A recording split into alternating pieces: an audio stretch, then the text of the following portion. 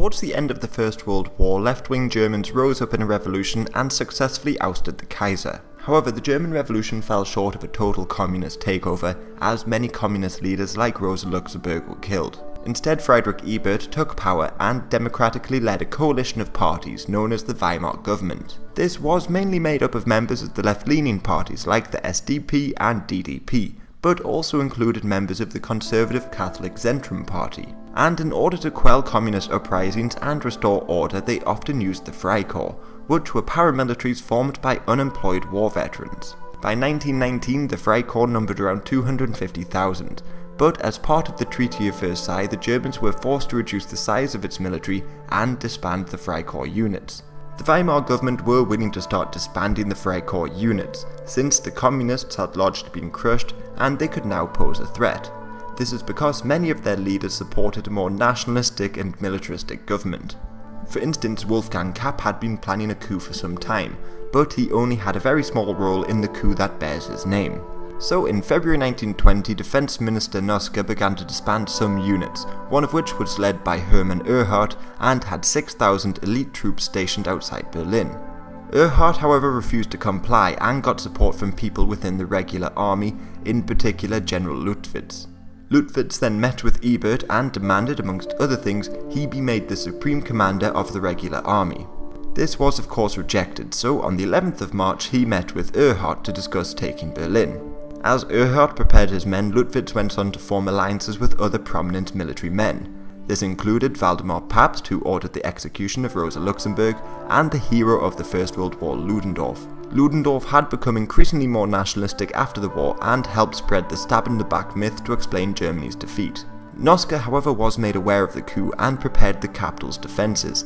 However, his forces were made up of many coup sympathisers.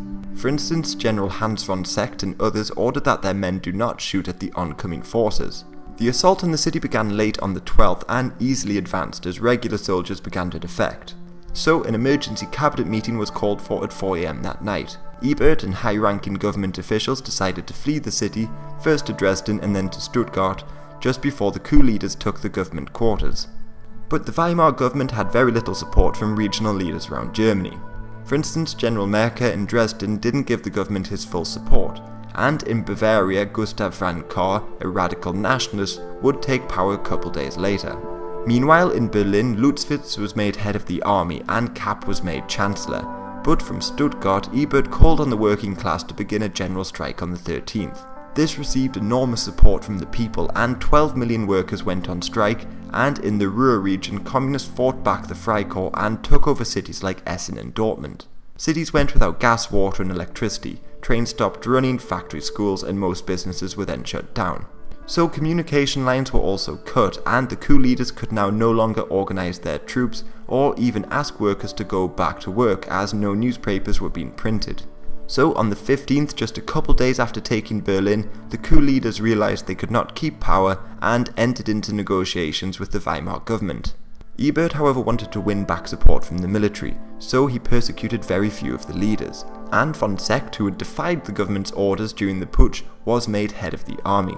And to further bring the coup supporters back into the fold, Ebert agreed to hold elections.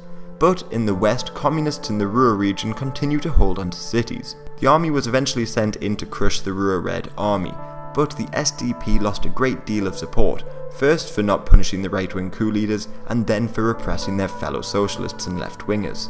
So in the next elections they lost a lot of seats, while the more radical left USPD gained, and so too did the far-right DNVP.